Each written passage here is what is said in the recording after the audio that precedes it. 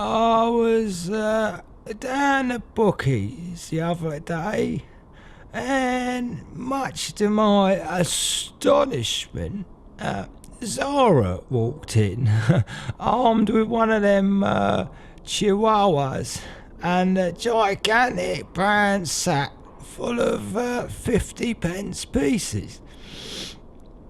Well, she walked over to the corner and she started to demolish one of them slot machines over there.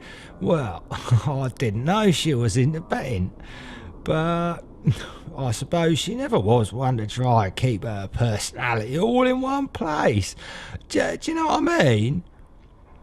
Well, the following night, me, Jack Pudding, Trevor, Jeremy Pope, and the two King brothers, and a bunch of other blokes, we were all up to spread eagle, having a right old piss up we were, urinating all over the walls and rubbing mud into the carpet by emptying the flower pots all over it.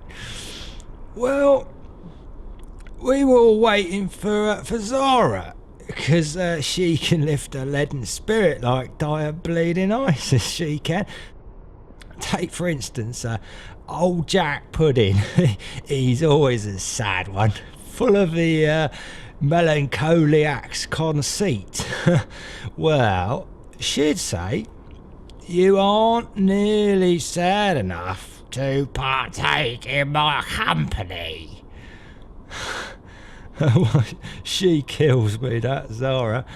Gosh, she could make any bloke platonic, she could.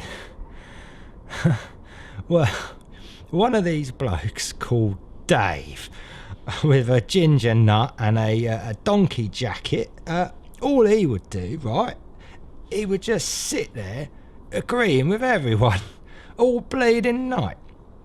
Yeah, etc., bleeding, etc.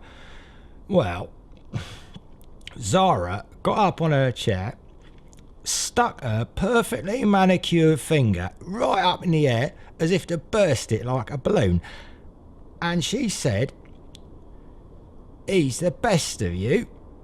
He does nothing but affirm.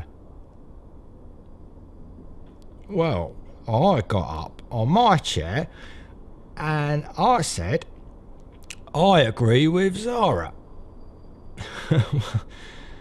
Well, she turned round to me with a bleeding hiss, she did, and said, and you are the worst of you.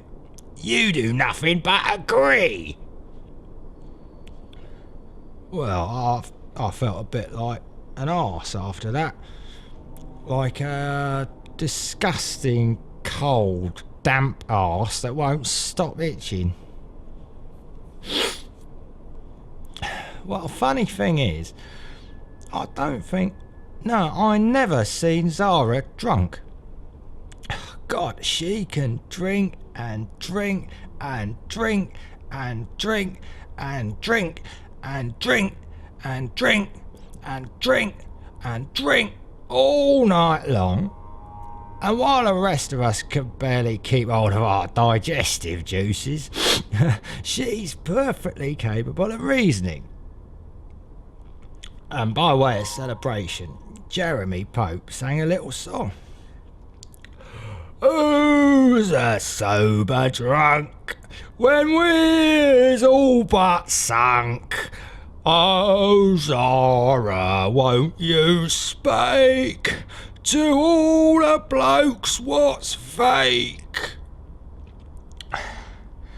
Well, old Jeremy hadn't got the first bleeding clue about divvy rams, you know. Well, Zara walked off and a couple of us sort of followed her as best we bleeding could. But she didn't go straight home.